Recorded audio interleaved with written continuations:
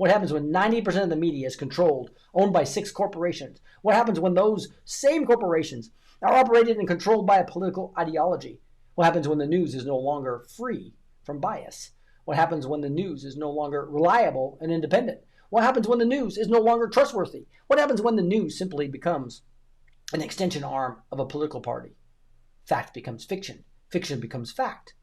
When does news become propaganda? Identify creation. How does the average person who is under constant financial stress by design find time to research and discern fact versus fiction? When you control the levers of news dissemination, you control the narrative. Control the narrative equals power. When you are blind, what do you see? They want you divided. Divided by religion, divided by race, divided by sex, divided by political affiliation, divided by class. When you are divided and angry and controlled, you target those different from you and those responsible controllers. Divided, you are weak. Divided, you pose no threat to their control.